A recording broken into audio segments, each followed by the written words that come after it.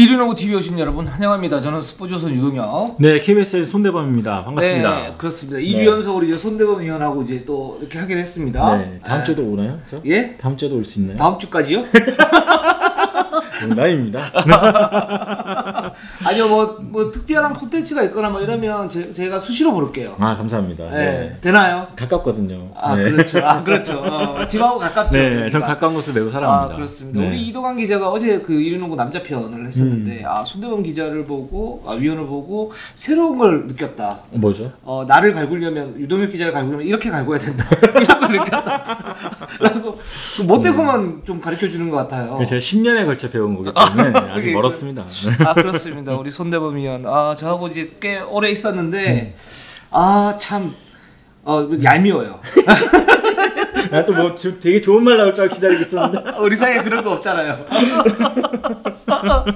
예, 그렇습니다. 8월 첫째 주 WKBL 우먼 팩트도 한번 힘차게 시작을 해보도록 하겠습니다. 네. 혹시 손대범 위원이 지금 특별 게스트로 나오셨는데 올림픽 특집 지난주에 저희가 스페인전 분석을 해드렸고 이번에는 캐나다 세르비아전 분석을 갖다 해드리겠습니다. 그 이전에 일단 6개 팀 어떻게 동양 굴러가는지 한번 보도록 하겠습니다. 별다른 이제 변동사항은 없는 것 같아요. 일단 우리은행부터 이렇게 보면 전종 코치가 이제 합류를 하게 되겠죠. 하게 되겠고 박혜진, 박전수 복귀를 하는데 이제 휴가를 갑니다. 네. 4일부터 8일까지 휴가를 간 다음에 본격적 전술훈련에 돌입을 한다 이렇게 좀 김정은 나왔습니다. 선수도 같이 복귀를 했는데 그렇죠. 어저께 얘기를 해보니까 네. 뛰지도 못하겠다 이제는 너무 부상이 100% 완치된 상황이 아니기 때문에 네. 굉장히 힘들다. 네. 그런 말을 했고 아마 두 선수도 휴가 다음에 좀 PCR 검사 받고 합류하지 않을까 싶고요. 그렇습니다. 네.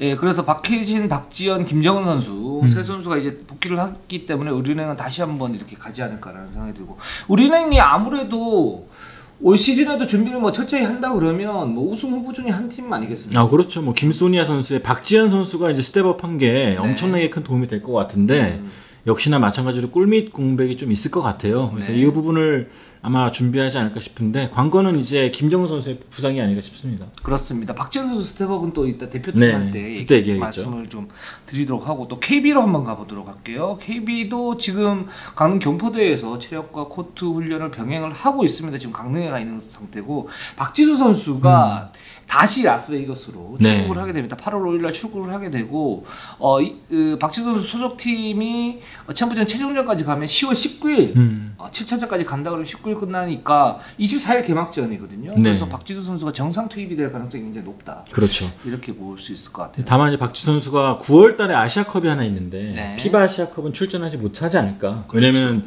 이 WNBA 플레이오프 때문에 합류하지 못할 가능성이 굉장히 높다라고 생각합니다. 그렇습니다. 박지수 선수의 또 행보에 대해서도 저희가 대표팀 때 얘기를 하도록 하고요. 지금 염유나 뭐 김민정 선수, 염유나 선수 본격적으로 훈련 돌입을 했고요. 김민정 선수가 지금 여전히 이제 허리가 좀 좋지가 않아서 재활을 하면서 러닝은 지금 가능하다고 그러니까 조만간 합류를 할 것 같습니다. 자, 신한은행도 지금 김단비의 한음지 선수가 이제 복귀를 하게 되면 한 일주일 정도 휴가를 준다고 그래요. 그러니까 대표팀 선수들이 이제 복귀를 하고 PCR 검사가 한 이틀에서 한 4일 정도 걸린다고 그러니까 한 일주일 정도 이렇게 휴가를 주고 다시 이제 뭐 연습으로 가는 걸로 이렇게 돼 있고 한엄지 선수가 제가 듣기로는 올림픽 시작 직전에 좀 몸 상태가 좀 안 좋아져가지고 거의 뛰지 못했는데 이 선수가 얼마나 몸을 잘 만들지도 중요할 것 같아요. 네, 그렇습니다. 신한은행은 지난주에 말씀드렸다시피 정상용 감독이 이제 자진 사퇴를 했고 이제 군하단 코치 감독 대행이죠. 감독 대행 체제로 이렇게 가는데 뭐 지난 시즌 굉장히 좋았지 않습니까? 올 시즌 리빌딩이 얼마나 좀 더 성공적으로 종집을 찍을까 이 부분에 좀 초점을 갖다 맞추고 훈련을 하고 있다고 그래요. 자, 삼성생명으로 한번 가보도록 할게요. 자, 삼성생명도 지금 대표팀에 배혜윤 선수, 윤예빈 선수 합류를 했고 윤예빈 선수도 이제 스텝업을 하려고 하는 상태고 굉장히 좀 중요한 자원이죠. 그렇죠. 올 시즌 삼성생명이 사실은 뭐 김한배 선수 이제 BNK로 갔고 굉장히 좋은 선수들이 많은데 여기에 어떤 코어라고 그러면 배혜윤, 윤예빈 이렇게 그렇죠. 메인 볼핸들러 역할을 좀 해줘야 될 선수가 윤예빈 선수 같은데 많이 느끼고 왔을 것 같아요. 네, 그렇습니다. 그리고 임금배 감독의 어떤 그 로테이션 정책도 일단은 배윤, 윤예민 선수를 코어로 만든 상태에서 무한경쟁을 시킨다는 부분이니까 이 부분이 이제 잘 풀리게 되면 삼성생명이 2연패를 할 수 있을 것이고 그렇지 않으면 정규리그 때 초반부터 좀 힘들 수 있겠다 이런 생각이 좀 듭니다. 가끔 보면 젊은 선수들 나왔을 때는 거의 프로농구관에 임금배 농구교실 같이 이거 하나하나 짚어주시면서 하는데 그것도 보면서 선수들이 과연 제대로 하나 보시는 것도 아마 또 체크 포인트가 되지 되지 않을까 싶습니다. 그렇습니다. 워낙 그 좋은 선수들이 좀 많고 이 선수들이 얼마나 성장하느냐에 따라 가지고 성적이 좀 좌우될 수 있으니까요. 이런 부분 좀 보시면 될 것 같고요. 자, 하나원큐로 한번 빠르게 가보도록 하겠습니다. 하나원큐가 신지현 선수 또 역시 일주일 휴가를 갖다 준다고 그러고 지금 이렇게 보면은 지금 고아라, 김희슬, 김혜진 선수 모두 훈련에 정상적으로 합류를 하고 있고 김하나 선수, 최민주 선수 정도만 지금 9월 복귀 예정입니다. 일단 이 팀 같은 경우에 더블 포스트냐 싱글 포스트냐 이 부분이 좀 관건일 것 같아요. 네. 일단 이훈재 감독과 김서수 코치 싱글 포스트 쪽으로 좀 가야 되지 않겠냐. 지난 시즌에 이미 더블 포스트가 실패했다는 걸 좀 열심히 보여줬고 네. 물론 선수들이 다이나믹하게 올라올 수도 있겠지만 뭐 전술적으로 봤을 때는 이제 WKBL에서도 더블 포스트는 큰 효과가 없다라는 게 보여졌기 때문에 자주 쓰지는 못할 것 같아요. 박지수 선수가 있을 때 정도 쓰지 않을까 싶고요. 맞습니다. 그래서 구수 선수, 고아라 선수 동시 투입을 하면서 이런 높이의 어떤 그 약점을 보강을 갖다 좀 할 것 같고 또 지금 가드진이 뭐 김희슬 선수도 있고 신지현 선수 뭐 굳은자일 거고요. 거기에 김희슬이나 정예림이나 또 이채은 이 선수들이 이제 돌아가면서 좀 뛸 수 있는 그런 어떤 플랜을 많이 하는 것 같은데 이윤재 감독도 그런 얘기를 하더라고요. 그러니까 정예림 선수가 피지컬이 좋기 때문에 3번 수비를 맡게 되면 3가드로 돌릴 수도 있다. 네. 즉 이제 스피드를 갖다 좀 더 극대화할 수 있다. 이렇게 좀 얘기를 하는데 이 부분에 대해서는 좀 어떻게 보십니까? 저도 정예림 선수가 큰 역할을 해줘야 되는 게 지금 사실상 팀에서 리바운드를 제일 가담을 잘해줬던 포워드가 강희슬이었는데 그렇죠. 나갔잖아요. 네. 그 다음에 리바운드에 대한 가장 투철한 의식이 있었던 강림 선수 나갔습니다. 네. 이 상황에서 롱 리바운드를 잡고 속공 나가줄 수 있는 선수가 별로 없기 때문에 네. 정예림 선수의 역할이 정말 클 것 같아요. 그렇습니다. 이런 부분 좀 체크를 좀 해주시면 좋을 것 같고요. 자, BNK로 한번 가보도록 하겠습니다. BNK 같은 경우는 진한 선수, 안혜지 선수가 대표팀에서 이제 귀국을 해서 바로 부산으로 이동을 했다고 그래요. 네. 이동을 해서 소속팀에서 지금 자가격리를 하고 있고 또 역시 뭐 일주일 정도 휴직을 갖다 준다고 그럽니다. 준다고 그러고 또 김한별 선수가 지금 이제 뭐 오른손목 반깁스 이거 풀었다고 그래요. 풀었고 9월 말 정도에 가세하고 나머지 선수들은 지금 다 대부분 네. 다 정상적으로 훈련을 갖다 소화를 하고 있다. 오히려 박정은 감독님이 약간 컨디션이 좀 안 좋으셔가지고 부산에서 서울 왔다 갔다 올림픽 때문에 네네네. 하시느라 약간 좀 안 좋으셨다 그런 말 들리고 있고요. 네, 그렇습니다. 그래서 지금 BNK 같은 경우는 8월달 9월달에 이제 통영으로 갈 계획을 잡고 있는데 아직 좀 불투명한 그런 상태라고 그럽니다. 요렇게 좀 6개구단 빠르게 좀 정리를 갖다 하고요. 일단 손대문 위원 모셨으니까 여자농구 대표팀 네. 지금 3전 전패를 했지만 상당히 경기력이 좋았다라는 생각이 들고 이 부분에 대해서 하나하나 좀 짚어보도록 하겠습니다. 네. 일단 캐나다전부터 한번 보도록 할게요. 자, 캐나다전은 사실은 실점 그러니까 점수 차는 좀 많이 났어요. 많이 났죠. 점수 차는 좀 많이 났고 53대 74, 21점 차로 졌는데 사코도 중반까지는 굉장히 접전을 치르면서 뭔가 이번에도 좀 될 것 같다라는 생각을 했었는데 체력이 떨어지면서 결국 이제 이렇게 패했는데 좀 어떻게 보셨습니까? 일단은 캐나다가 준비 상당히 잘해왔고 그렇죠. 제가 생각했던 거랑 완전히 오판됐던 것이 이제 누구냐 어천화 선수. 그렇죠. 어천화의 컨디션이 제 생각보다 훨씬 더 좋았다. 그렇죠. 우리는 네. 노갈모지야. 선수들 얘기로는 예. 어천화가 이를 안 보고 뛰었다고 하거든요. 토킹도 그렇습니다. 진짜 열심히 하면서 네네. 그러니까 우리 같이 뛰어봤잖아요. 그러니까 네네. 진짜 열심히 뛰더라고요 어천화가. 근데 리바운드도 10개 잡아내고 또 중거리도 쏙쏙 넣어주고 그 부분을 제가 좀 간과했던 부분. 전 솔직히 되게 그 첫 경기 봤을 때 네. 세르비아랑 할 때 첫 경기 보고 정말 느리다. 네. 안 되겠다 싶었는데 역시나 저의 부족한 시야가 네. 이렇게 발목을 잡더라고요. 뭐 네. 우리죠. 우리죠. 네, 리바운드를 지적드렸잖아요. 에임 선수라든지 뭐 카일 알렉산더라든지 이런 선수한테 리바운드를 너무 빨리 뺏긴 것이 쉽게 뺏긴 것이 좀 아쉬웠고 또 가드인 셰일리 컬리 선수에게 리바운드 7개 뺏긴 거 네. 그런 것들이 좀 하나하나 보면 리바운드가 정말 좀 아쉬웠습니다. 왜냐면은 세컨 찬스 득점은 앞서긴 했지만 전체적으로 봤을 땐 리바운드 좀 밀렸고 또 페인트존 득점도 40대 30을 열세였고 네. 골 밑에서 좀 털렸던 것이 좀 아쉬웠는데 박지수 선수를 도와줄 누군가가 있었다면 어땠을까 라는 그렇죠. 생각만 자꾸 났던 그런 경기였고 네. 또 우리가 3점슛 26개 중에 5개밖에 못 넣었어요. 네. 근데 이 부분은 좀 아쉬웠던 게 3경기 중에 제일 소극적으로 임했던 경기가 아닌가. 외곽이 너무 안 터지다 보니까 다들 미루고 좀 피하고 그런 모습이 약간 좀 보였던 것이 옥에 튀었던 것 같습니다. 네, 근데 그 부분이 저는 이제 좀 그런 생각이 좀 들어요. 캐나다가 예상외로 되게 좋았던 것이 이제 외곽의 어떤 압박이 엄청 났었거든요. 그러니까 시종일관 압박을 가하면서 이제 선수들이 볼 잡기도 조차 좀 힘든 그런 모습들. 손흥민 위원이 잘 이렇게 지적을 해줬다시피 2대2 수비를 할 때 약점들이 좀 보이긴 했어요. 그러니까 드롭 수비를 많이 했었는데 네. 거기에서 이제 그 미드레인지 쪽 또는 이제 3점 그 라인 쪽에 구멍이 있긴 했었지만 그 가드진의 어떤 활동력으로 뒤따라오면서 뭔가 수비를 했었거든요. 또 높이가 워낙 높다 보니까 네. 다들 약간 주저하게 만드는 그런 게 그렇죠. 있었던 것 같아요. 그리고 또 하나는 이제 우리가 그때 강조했었던 이제 범페 릴리즈 이거를 캐나다가 너무 잘했죠. 예, 네. 그 외곽에서 너무 잘하다 보니까 한국 선수들이 슈팅의 어떤 리듬이 많이 좀 흐트러진 거 아닌가라는 생각이 들었던 네. 게임이었습니다. 그러니까 키아놀스나 브리지 칼튼 정말 대단한 선수라는 걸 다시 한번 느꼈습니다. 네, 특히 네. 칼튼 선수는 뭐 어떤 수를 써도 우리가 잘 못 막았을 정도로 네. 정말로 대단한 득점력을 보여줬습니다. 그렇습니다. 우리가 키아노스 선수에게 좀 이제 수비에 좀 집중된 가운데 이제 브리지 칼튼 선수가 18득점, 뭐 7리바운드 4어시스트를 했는데 이 부분에서 이제 칼튼 선수의 어떤 개인 능력도 굉장히 좋았지만 여기에서 어떤 수비 약점 이런 부분이 좀 보였고 그 사실 캐나다가 이제 더블 포스트를 쓰면서 한국의 어떤 골밑 그러면서 이제 아까 말씀하셨던 오펜스 리바운드가 지금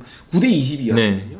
이제 이 부분에서는 이제 아까 말씀하셨던 이제 박진수 선수 파트너가 좀 있었으면 좀 더 좋지 않았을까라는 생각을 했었는데 이제 그 부분이 좀 많이 모자랐는데 한국의 영원한 숙제가 되지 않을까 싶어요. 네. 김한별 선수마저 은퇴하면은 네. 이제 대표팀에 그런 선수가 거의 없다시피 한데 네.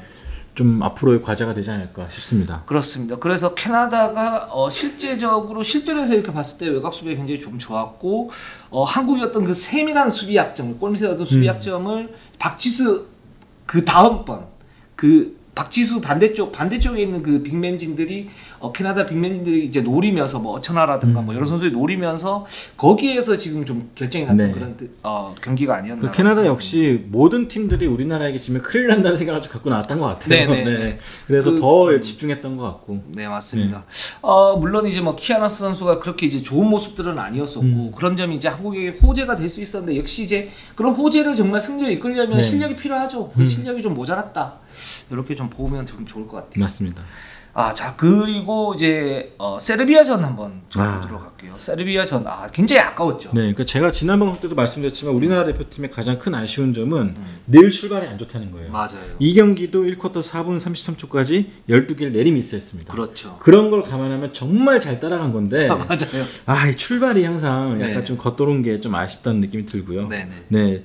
그 크라이스닉 훅슛 보셨죠? 이창수 함지은스러운 훅슛. 봤어요. 그거 짜증나지 않아요? 진짜? 완전 동네 농구야. 네. 근데 그 훅슛도 그렇고 네. 뭐 확실히 좀 높이가 강한 팀이었고 이본 앤더슨 선수는 확실히 겉돌았습니다. 그렇죠. 네. 그 덕분에 좀 우리나라 대표팀이 좀 빌미를 많이 그 기회를 많이 얻었는데 역시나 뭐 세르비아 선수들의 그 높이를 못 막았던 것이 좀 아쉬웠고 네. 제가 전조 감독님한테 어떻게 물어봤어요. 그러니까 프레스에 좀 당황하지 않았냐 했더니 아니다, 우리는 이미 준비하고 있었다. 그러니까 실제로 근데 생각해 보시면은 지금 12명의 멤버, 대표팀 12명 멤버들이 네. 위성우, 전주원표 압박 수비에 호되게 당했거나 그걸 시행했던 선수들이에요. 그러니까 세르비아의 압박에는 생각보다 잘 대처했다. 잘 대처했지만 넘어오는 과정이라든지 넘어와서 이제 계속 슛 찬스를 참는 과정에서 쉽지 않았던 것 같고. 그나마 뒤늦게 이제 박지현 선수가 메인 볼 핸들러로 나서면서 경기를 뒤집어놨던 것이 그래도 위안거리가 아니었나 싶습니다. 그렇습니다. 그래서 세르비아전은 사실은 이길 수 있는 그런 게임이었는데 역시나 뭐랄까 2% 부족한 네. 그런 모습들이 좀 보였었고. 일단 다 이겨낸 저는 그 중요했던 것이 심판 성향인 것 같아요. 이번 올림픽을 보면은 이 오프핸드를 오프암을 쓰는 거를 네네. 굉장히 철저하게 잘 막아요. 맞아요. 미국 선수들도 여러 번 항의했을 정도로 이 오른손과 수비 저지할 때 치는 거라든지 끼고 둔다든지 그렇죠. 살짝만 끼고 돌아도 스크린 상황이라든지 그런 것만 보려고 투입된 것이 아닌가 싶을 정도로 굉장히 예리하게 불었는데 그런 것들에 우리나라 선수들이 좀 당했던 거 네, 그런 것이 좀 아쉬웠던 것 같아요. 그 양 팀 모두 사실은 공격자 파울이 굉장히 많았었어요. 공격자 파울의 향연이다 네. 라고 말할 수 있을 정도로 파울이 많았었는데 그러니까 와 기회다 했는데 시속 때문에 그런 거 있잖아.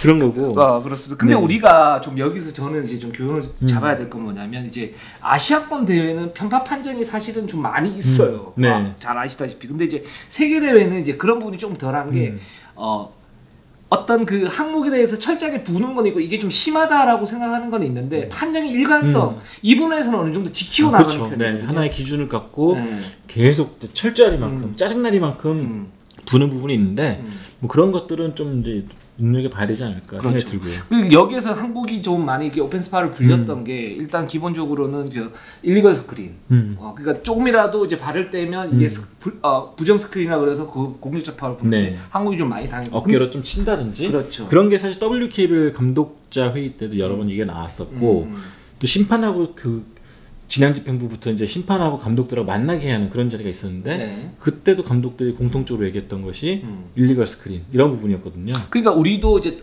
WKBL에서도 이런 부분, 그러니까 스크린에 대한 부분을 좀 더 정확하게 풀면 국제 경쟁력이 좀 더 낫겠다라는 좀 생각이 들었었고 또 하나 이제 트래블링 또 많이 불렸는데 이 트래블링도 사실은 이제 잔발 스텝 같은 경우에는 WKBL은 좀 이제 여유가 있는 편이잖아요. 이제 근데 그런 부분에서 국제대회에서는 뭐 한 10년 전부터 계속적으로 이렇게 좀 뭐 문제가 좀 됐었으니까 이런 부분도 조금만 더 이렇게 하면 좋지 미국 않을까. 선수들도 보면은 그런 거에 자주 당해요. 맞아요. 그래가지고 그런 것들은 좀 선수들이 많이 스트레스를 받지 않을까 생각이 듭니다. 네, 그렇습니다. 저는 근데 좋았던 건 뭐냐면 박지현 선수의 클러치 능력은 상당히 좋았어요. 네. 이게 보면은 저 중학교 때부터 본 선수지만 스폰지 같습니다. 계속 늘어나는 게 보이고 그리고 또 특히나 이제 49대 53으로 만들었던 3점 슛, 윤예빈에 대한 어시스트, 그렇죠. 본인이 뒤집는 레이업 슛이라든지 역전 3점, 와 그런 걸 보면서 진짜 크게 될 놈이 된다. 크게 될 친구다. 네. 죄송합니다, 박지현 선수. 놈이라 그래서 다행이네요. 네. 크게 될 친구다. 정말 그렇죠. 오랜만에 1대1로 사실 확 뚫어버리는 선수가 거의 없잖아요. 김한별 선수에 없었잖아요. 와 이런 선수가 우리한테도 있구나. 네, 되게 뿌듯했고 기분도 좋았습니다. 그렇습니다. 그래서 그리고 또 하나는 뭐냐면 사실 박지현 선수나 그 윤예빈 선수나 1차전, 2차전 때 뭔가 좀 당황하는 모습들이 있었어요. 그러니까 뭐 팔 길이도 다르고 뭐 경기하는 방식도 좀 다르고 하니까. 근데 3차전부터는 좀 적응하는 모습들이 보였단 말이죠. 그러니까 오히려 주전으로 나왔던 이유가 그런 것이 아닌가 싶어요. 저는 전주환 감독님이 이제 세 번째 경기 때인데 젊은 선수들 위주로 내보냈잖아요. 그러니까 좀 빨리 떨쳐내라. 뭐 좀 에너지를 좀 밀어붙이면서 떨쳐내라. 그런 의미 같은데 후반 들어서 이제 좀 확실하게 깼죠. 윤예빈 선수 자신 있게 던졌고 그렇죠. 그러면서 경기도 잘 풀어갔고 또 하나 고무적이었던 거는 이제 여러 팀의 농구가 섞여 있던 거 느낌이 들었어요. 3쿼터에 보면은 신한은행 특유의 커팅 플레이가 나오죠. 그렇죠. 웨이드 컷이라고 해가지고 김단비 선수가 베이스라인 타고 들어가면은 누군가 싹 들어오면서 딱딱 한 마저 레이업 올려놓고 또 센터가 공 잡고 있을 때 커팅한 선수를 공 주고 그런 시도가 좀 다양하게 어우러졌던 걸 보면은 역시나 전주환 감독이 추구했던 한국식 농구가 이렇게 주고 자르고 받고 움직이고 이런 걸 복합적인 움직임을 통해 찬스를 만드는 것인데 세 번째 경기 들어서 비로소 우리나라 빠른 트랜지션을 기반으로 그런 것들이 나온 것이 아닌가 생각이 들어서 너무 빨리 끝나서 아쉽다. 네, 예전 방식이었으면 한 경기 더 치렀을 건데. 그렇죠. 그렇게 됐으면 좀 더 경기력이 좋았었겠죠. 그런 생각이 들었습니다. 그렇습니다. 그리고 제가 볼 때는 그런 생각이 좀 들었어요. 우리는 기본적으로 이제 그 평균 신장이 좀 떨어지기 때문에 사실 뭐 오펜스 리바운드나 리바운드 뭐 세르비아전에서 잘 싸웠어요. 잘 싸웠지만 이 부분에서는 한계를 있을 수밖에 없다. 그러면 어떤 확실한 팀 카라를 갖다 좀 가지고 가는 게 굉장히 중요할 것 같다는 생각이 들었는데 왜냐하면 이 부분에 대해서는 예전에 그 사회육 진선대인가 할 때 체코 감독도 그런 얘기를 했었거든요. 그러니까 한국에 대해서 그냥 남자 농구 한국에 대해서 확실한 팀 카라가 안 보인다. 확실한 팀 카라가 굉장히 중요하다. 그래서 그걸 무기로 싸우는 것이고 거기서 객관적 전력을 갖다 극대시키는 게 굉장히 중요하다고 얘기를 했는데 한국 같은 경우에도 이번에도 보면 그 팀 컬러가 있기는 한데 뭐 강한 수비라든가 또는 뭐 압박이라든가 근데 트랜지션이 사실은 그렇게 빠르지는 않았거든요.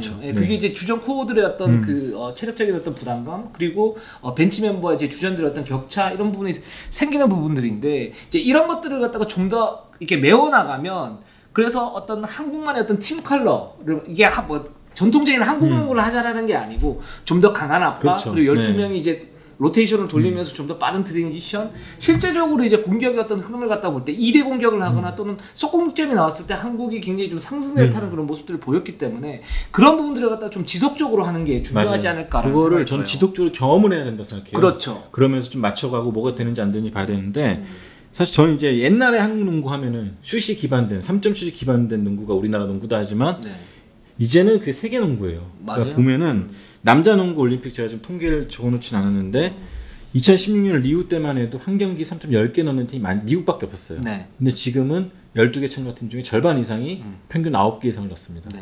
이번 여자 농구도 마찬가지인 게 리우 때는 3점슛 20개 이상 시도한 팀이 한 팀도 없었어요. 여자 농구에서. 근데 이번에 올림픽 12팀 중에서 3점 20개 이상 시도한 팀이 7팀이나 있었습니다. 그렇죠. 그만큼 외곽이 기반이 된 농구, 페이스가 빠른 농구가 기반이 됐고 그렇기 때문에 우리나라도 더 이상 3점이 무기가 아니다. 맞아요. 이 3점은 기본이다. 그렇죠. 네, 그런 걸 갖춰야 되고 그 호주의 브라이언 고지안 감독이라고 이제 감독을 맡고 계신 분인데 그분이 예전에 이제 아시아에서 클리닉을 가지면서 그런 얘기를 하셨어요. 살아남으려면은 똑같이 3점 던지는 것보다는 똑같이 던지기보다는 더 빨리 많이 던지는 게 이게 아시아에 유리하다. 실제로 보면은 일본 보십시오. 일본이 이번에 3점 시도가 제일 많았거든요. 근데 막 던져요. 장신 선수가 있으면은 어쨌든 1대1로 한번 제끼고 스텝업 킥아웃 해가지고 던지고 이런 식으로 좀 많은 시도가 이루어지는데 우리나라도 결국엔 살아남기 위해서는 이런 개인기가 기반된 3점 슛이 만들어져야지만 좀 살아남지 않을까 생각이 듭니다. 그렇습니다. 이제는 제가 볼 때는 그런 생각이 들어요. 손흥민 의원이 굉장히 좋은 얘기를 해주셨는데 한국만의 어떤 뭐 외곽 슛이 강하다 이런 부분이 이제 없어요. 없죠. 네. 이제는 끝났어요. 그게 벌써 한 5, 6년, 한 10년 전부터 끝난 그 명제예요, 그거는. 이제 슛은 기본적인 거고. 근데 오히려 뭐 최근에 이렇게 보면 이제 스킬 트레이닝을 한다고 그랬을 때 그런 부분은 굉장히 좋은데 슛 마무리가 좀 부족하다 뭐 이런 이제 평가까지 나오는 거니까 이제 그 부분이 이제 기본적으로 갖춰져 가야 될 부분이고 저는 더 중요한 거는 뭐냐면 이제 단지 이제 신체 조건 뭐 이런 부분보다는 하드웨어보다는 이제 소프트웨어가 어떻게 가느냐. 그렇죠. 네. 이 부분이 지금 굉장히 중요한데 그 부분에서는 좀 더 디테일한 어떤 전술이라든가 또는 뭐 디테일한 어떤 마무리라든가 그리고 트랜지션을 얼마나 빠르게 할 것인가 선수들을 얼마나 로테이션을 돌리면서 그렇죠, 로테이션. 뭔가 플랜 B를 갖다가 만들 것인가 이런 부분에 이제 초점을 맞춰줘야 되거든요. 그러니까 강희수 선수한테 저도 어저께 얘기해줬던 것이 정말 대견하다. 왜냐면은 월드 클래스급 팀들이 강희수 선수를 막으려고 계속 집중을 했던 거잖아요. 그렇죠. 그거는 귀찮은 것보다는 대견해야 스스로 자랑스러워야 된다. 저도 근데 강희수 선수가 이제 이게 아쉽다. 자기가 이겨냈어야 되는데 이겨내지 못해서 아쉽다 그랬지만 제가 이제 스킬 트레이닝 아까 말씀하셨는데 효과는 분명히 있었어요. 강희수 선수가 제일 잘 쓰는 무기 중 하나가 뭐 드리블 치다가 펀치 드리블이라고 하죠. 땅 치고 한 발 물러나서 중거리에서 던지는 건데 이 펀치 드리블 같은 게 세계 무대에서 통한다는 한 번 느꼈고요. 그렇죠. 네. 그리고 그 박지현 선수가 공 가져가면서 이제 제임스 하든이 잘하는 건데 공을 안 뺏기려고 이제 앞으로 빼면서 가져가면서 레이업 뽀뽀 크게 받는 게 있어요. 그렇죠. 그런 기술들이 사실 스킬 트레이닝 연습방에 많이 나왔던 건데 이게 세르비아 같은 유럽 챔피언한테 통했단 말이에요. 그러면은 이 선수들은 이거를 좀 더 견고하게 가다듬어서 트레이드 마크로 만들어야겠죠. 네, 그런 것들을 좀 세세하게 보면은 좀 통했다는 거, 그런 소프트웨어가 통했다는 것은 어쨌든 스킬 트레이닝이라는 결과가 몇 년 동안 다듬었던 게 조금씩 나왔던 거잖아요. 그러니까 이런 부분을 좀 관가하지 말아야겠다. 지도자들도, 네, 선수들도 마찬가지고 생각이 들었습니다. 맞습니다. 네. 그러니까 스킬 트레이닝 자체가 이제 소프트웨어 어떤 그 디테일함을 갖다 강조하는 그런 부분이라면 여기에서 선수들은 조금 더 알파를 붙여가지고 슛의 어떤 메이드 정확도를 갖다 좀 더 높이고 그렇게 한다면 이제 과도기긴 하지만 이게 지금 이제 어떤 길이 보인다라는 거죠. 길이 굉장히 보이는 어떤 긍정적인 면이 분명히 있는 거고 여기에서 조금 더 해야 된다라는 생각이 들고 그런 식으로 이제 그 어떤 틀을 가지고 가야지 네. 여기에서 뭐 또 다시 이제 뭐 높이가 중요하니 뭐 이런 얘기를 하면 이건 또 틀이 완전히 바뀌어져 바꿀 수는 버리니까 없는 부분이고 저는 그래도 박지 선수의 높이는 안 말할 수가 없는 게 그렇죠. 블록즈 3.3개가 올림픽 1위입니다 지금. 대단하네요. 네, 그리고 리바운드 10.7개가 올림픽 1위입니다. 대단하지 않습니까? 그렇습니다. 이 선수 혼자서 물론 너무 의존한 면도 있지만 어쨌든 간에 그 대단한 기록을 세웠고 대표적으로 비교하자면 중국의 한슈 있죠. 한슈. 네. 이 선수가 블록즈 2.0개로 이제 거의 상위권인데 블록 한 개 할 때마다 평균 파울이 3.0개였어요. 박지 선수는 블록 한 개당 그 파울 개수가 1개 아래였고요. 그걸 봤을 때는 박지 선수가 좀 더 효율적이었다는 거죠. 효율적이고 위력적이었고 좀 더 내구성이 강했고 와 우리는 이런 선수를 데리고 있는 나라입니다. 진짜로 연홍 팬들 입장에서는 자랑스러워야 되는 부분이고 앞으로 농구인들이 생각해야 되는 거는 이 선수에게 최대한 부담을 안 주는 선에서 이 선수를 중심으로 박지현 선수 중심 빌드업을 하는 거죠. 그게 그렇죠. 과제 같습니다. 그렇습니다. 그래서 박지수 선수가 이렇게 좀 효율적인 어떤 그 움직임을 보여줄 수 있었던 것도 이제 전주훈 감독의 어떤 로테이션이 어느 정도 통했다라는 거죠. 그러니까 캐나다전에서 32분 뛰었고 뭐 세르비아전에서 37분 정도 이렇게 뛰었었는데 사실 휴식을 효과적으로 주면서 박지수 선수가 좀 부족했던 체력적인 부분을 갖다 이제 벤치에서 메워주는 그런 역할을 했다라는 거 이런 부분도 저는 좀 중요하다고 생각이 들고요. 그러니까 전체적으로 봤을 때 이기고 욕먹었던 전 대표팀, 졌지만 박수 받은 이번 대표팀, 그 차이가 뭔지는 농구인들도 좀 알아야 될 필요가 있다고 생각해요. 그렇죠, 네. 그렇죠. 예. 결과가 중요한 것이 아니라 내용을 원했던 건데 팬들은 네, 그런 면에서 봤을 때 이번 대표팀이 꿈과 희망을 심어주기에 네. 앞으로 4년 동안 행복해로 막 돌려가면서 네. 그런 여자 농구를 지켜봐야 될 이유를 만들어줬다. 네, 그러면서 좀 고맙다고 생각하고 전정 감독이 어제 봤을 때 좀 고맙다고 얘기했어요. 네. 네. 알겠습니다. 네. 고맙다고 얘기했어요? 네, 진짜로. 뭐라고 얘기하던가요, 우리 전정? 아유, 그 특유의 그 손살에 있지 않습니까? 네. 피곤해 죽겠다고. 네. 그래서 전전 감독이 아마 다음번 이번 올림픽 이후에는 이제 전임 감독제로 아마 네. 될 것 같은데 다음 감독이 되시는 분도 이 부분을 참고를 많이 네. 하시면 좀 좋을 것 같아요. 다음 대표팀이 이제 9월 27일부터 열리는 피바 아시아컵을 나가게 되는데 네. 사실 되게 불리한 상황이긴 해요. 왜냐하면 선수들도 피로가 누적된 상황이었기 때문에 다시 끌어올리면 또 애를 먹을 것이고 박지수 선수도 없고 네. 그렇기 때문에 또 기대치는 이만큼 올라가 있고 네네. 이게 월드컵 예선이란 말이죠. 네. 부담은 여전히 크고 네네. 올림픽이야 뭐 경험하고 오는 자리지만 월드컵 예선이기 때문에 티켓 못 따면 또 큰일 나지 않습니까? 그렇죠. 네, 내정이 지워지는데 전정 감독님이 다시 가긴 어려울 거예요. 아마 시즌 개막 직전이기 때문에. 네네. 네, 그래서 좀 힘든 여정이 되지 않을까 싶습니다. 그러나 이제 또 올림픽에서 사실 박지수라든가 윤예빈이라든가 이런 선수들 그 시니어 선수들 어떤 그 스텝업을 받기 때문에 이 선수들을 중심으로 해서 경험치를 좀 더 쌓는 대회로 간다 그러면 긍정적인 네. 면도 좀 있다라고 볼 수가 있겠죠. 그렇죠. 또 이제 피바 U19 대표팀이 이제 8월 7일부터 헝가리 데부첸에서 경기를 치는데 이 부분이 또 중요한 게 뭐냐면 네. 저가 볼 때는 이제 올림픽을 지금 치렀잖아요. 치르면서 이제 국가대표 어떤 그 이동이 뭐 박지수, 그다음 박지현, 윤예빈 쪽으로 이렇게 간다 그러면 그 밑에서 이제 올라오는 선수들이 또 어떻게 받쳐주느냐. 그렇죠. 이 부분이 중요하니까 U19 대표팀 또 지금 자원이 좋지 않습니까? 네. 이 선수 좀 보면 좋을 것 같은데. 예. 그러니까 이 선수들이 본격적으로 스킬 트레이닝이 생활의 일부가 된 선수들이거든요. 그렇죠. 지금 세대들이 이 세대들이 좀 이제 스페인, 프랑스, 브라질 상대로 어떻게 하느냐도 중요할 것 같습니다. 네, 그렇습니다. 그래서 지금 뭐 3전 전패를 했지만 굉장히 좀 잘 싸웠다. 네. 파워랭킹 12위 말도 안 된다. 우리 제 대회 시작에 파워랭킹 12위였잖아요. 네. 말 11위까지 뭐 선수들에서 올려주긴 했지만 네네. 이거 말도 안 된다. 네네. 9위까지 올려서 해야냐. 8위. 8위 8강까지 못 갔지만 아무튼 네. 잘하지 않았냐. 우리가 잘했습니다. 일본이 우리 조였어봐 비슷했을 그렇죠. 거야라고 행복해로 돌립니다. 네, 그렇습니다. 네, 정신 승리합니다. 네, 일본하고 붙었으면 이길 수 있었어요. 네, 근데 일본 농구 보면은 네. 사실 뭐 일본 농구 칭찬하기 되게 애매한 자리긴 하지만 그래도 일본 농구는 잘합니다. 잘해야 인정할 수밖에 없는 네, 게 네. 미국을 그렇게 몰아붙이는 거 보고 네. 진짜 쇼크를 먹었습니다 저는. 네, 그래서 이런 부분을 봤을 때는 우리나라도 좀 지향점을 그쪽으로 바꿔내지 않나. 아시아 선수들이 살아남으려면은 네, 우리가 중국처럼 갑자기 키가 자랄 수는 없지 않습니까? 그렇죠. 네. 네, 맞습니다.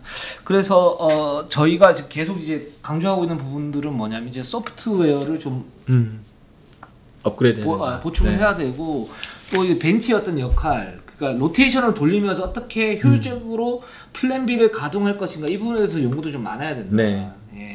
저는 그래서 대부분 보면 자국 지도자들 많이 안 쓰는 나라가 있는데 네네. 조심스럽지만 그래도 한 번 정도는 해외 컨설턴트를 데리고 와서 좀 보면 어떨까. 좀 감독이 어렵다면 네, 좀 좋을 것 같아요. 네, 감독이 안 된다면은 고문이라도 사실 여자 농구 우리 그런 거 있잖아요. 우리도 내는 내가 제일 잘 알아 하지만 알고 보면은 좀 문제가 많을 수도 있고 그게 5분 안에 개구리가 네. 될 수 있는. 나도 모르는 문제가 있을 수가 있는데 네네. 저는 그런 면에서 봤을 때는 여자 농구를 제일 잘하는 거 우리나라 농구인이겠지만 네. 다른 나라의 시각을 빌려서 한번 분석을 맡겨보는 것도 감독을 맡기라는 얘기는 아니고요. 감독은 어쨌든 대한체육회 규정상 포포비치가 와도 못합니다 지금은. 네, 지도자 자격증이 있어야 되기 때문에. 네, 그렇기 때문에. 그리고 경력이 있어야죠. 네, 경력도 있어야 돼요. 그래서 안 경력이 되니까 있어야죠. 컨설턴트라도 좀 모셔와서 뭐 전술적으로라도 좀 물론 이제 전주원 감독은 1인 다역을 했죠. 이미 혼자 나왔을 때 다 분석하시고 이미석 하지만- 코치도 있었었고. 네. 근데 그런 여유가 아무 때나 주어진 여유가 아니기 때문에 한 번 정도는 그렇게 해봐도 되지 않을까 생각해봤습니다. 알겠습니다. 우리가 준비한 방송은 여기까지입니다. 네. 뭐 올림픽 잘 싸웠고요. 3전 전패를 했지만 희망을 봤다라고 이제 결론을 네. 드리고 싶고 또 앞으로도 이 선수들이 좀 이렇게 잘 성장을 해서 다음번에 국제 경쟁력을 좀 더 키운다면 WKBL의 어떤 경쟁력 또는 인기 몰이에도 좀 도움이 굉장히 되지 않을까라는 생각이 들어요. 저는 벌써부터 다음 시즌 너무 기대가 되고요. 네, 우리 선수들 너무 잘 싸워준 게 그 기운이 좀 다음 시즌까지 쭉 이어져서 다음 시즌에 또 코로나 상황이 좀 호전이 되면은 팬들 좀 많이 들어왔으면 좋겠습니다. 그렇습니다. 네. 국제 경쟁력이 사실은 그 리그에 미치는 영향력이 어마어마합니다. 뭐 야구를 보면 충분히 알 수가 있고 또 지금 여자농구 같은 경우에도 한 1승 정도만 했었으면 그리고 뭐 8강까지 만약에 들어갔다면 좀 더 좋았을 텐데 3전 전패를 했지만 뭐 여전히 우리 그 여랑이들은 뭐 할 수 있다 이런 부분 갖다 보여줬기 때문에 만족스럽습니다. 네. 세르비아 감독도 그런 말 했죠. 4년 동안 도대체 아시아에서 무슨 일이 일어난 거냐. 2016년 리우 때 아시아 중국 보면은 일본 중국하고 지금하고 완전 딴판이다 아시아 농구가. 그렇죠. 그런 더 발전된 농구가 보여줄 것 같으니까 네, 좀 더 많이 응원해 주시고 네, 사랑해 주셨으면 좋겠습니다. 네, 알겠습니다. 우리 방송 여기까지 하겠습니다. 저희는 항상 최선을 다하겠습니다. 자, 네이버, 유튜브 구독, 좋아요. 자, 시작이야. 알람. 감사합니다. 감사합니다.